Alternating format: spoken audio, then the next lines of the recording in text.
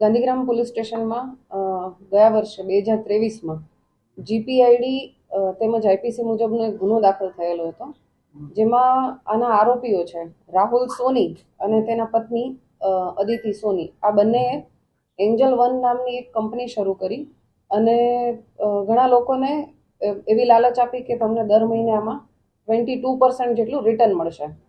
તો આના વાતમાં આવી અને ઘણા બધા લોકોએ એમાં પૈસાનું રોકાણ કર્યું અને 5-6 મહિના પછી આ જે કંપનીના જે માલિકો છે રાહુલ સોની અને અદિતિ સોની એ જગ્યા છોડી અને જતા રહેલા હતા.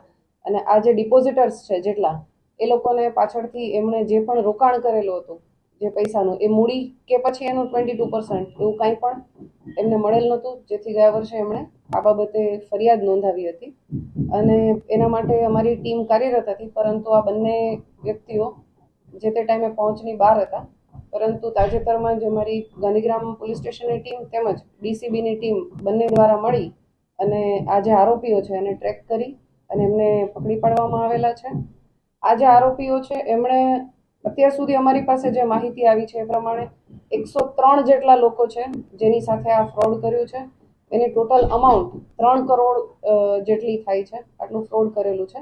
હજી પણ અમે મીડિયાના માધ્યમથી તમામને જાણ કરવા માંગીએ છીએ કે જે આ એન્જલ વન જે કંપની આ લોકોએ બનાવી હતી રાહુલ સોની અને અદિતિ સોનીએ, આના જે પણ ભોગ બનનાર હોય હાલ એની તપાસ અમારી પાસે ચાલુ છે.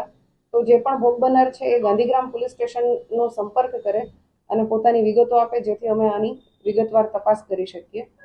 આ બંને આરોપીઓ છે એ હાલ અમારી કસ્ટડીમાં છે. એમને અટક કરી અને એમના રિમાન્ડ માંગવામાં આવેલા હતા અને નામદાર કોર્ટ દ્વારા એમના 8 દિવસના રિમાન્ડ પણ મંજૂર કરવામાં આવેલા છે.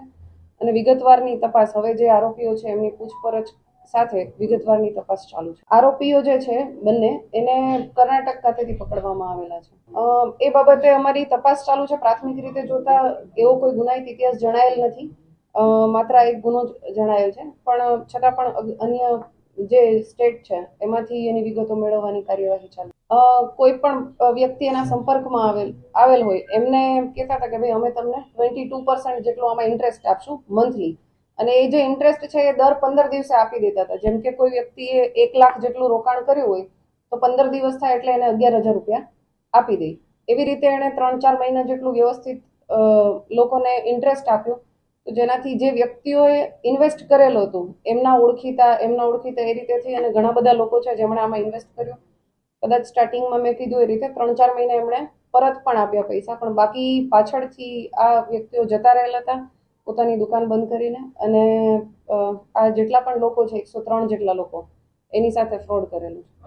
શેર બજારમાં રોકાણ કરવાનું કહી અને 22% જેટલું રિટર્ન મળશે એવી બાંહેધરી આપી અને તેઓ આ લોકો પાસેથી અત્યાર સુધી જેટલી તપાસમાં ખુલ્યું છે એ પ્રમાણે ટોટલ 103 જેટલા ડિપોઝિટર્સ છે અને 3,29,00,000 જેટલી અમાઉન્ટ છે. હજી અમારી પાસે રોજે લોકો આવી રહ્યા છે એટલે આ અમાઉન્ટમાં વધારો થવાની શક્યતા છે. ડિપોઝિટર્સ જે ભોગ બનનાર છે એમાં પણ ઘણો વધારો થાય એવી અમે એક્સપેક્ટ કરીએ છીએ. તો જે પણ લોકો છે આના ભોગ બનનાર છે એ અમારો સંપર્ક ગાંધીગ્રામ પોલીસ સ્ટેશન ખાતે કરી શકે છે. ના, એમના દ્વારા કોઈ ફરિયાદ નથી મળેલી. અમને ભોગ બનનાર જે લોકો છે એમના તરફથી ફરિયાદ મળેલી છે.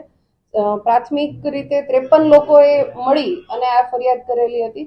પછી જેમ જેમ તપાસ આગળ વધી એમાં તપાસમાં ખુલ્લી એમાં 103 લોકો સામે આવ્યા છે અને હજી પણ ઘણા લોકો પોલીસ સ્ટેશનનો સંપર્ક કર્યો. હાલની દ્રષ્ટિએ એવું કોઈ ધ્યાનમાં આવેલું નથી, છતાં પણ આની તપાસ હજી ચાલુ છે. આરોપીઓની પૂછપરછ ચાલુ છે.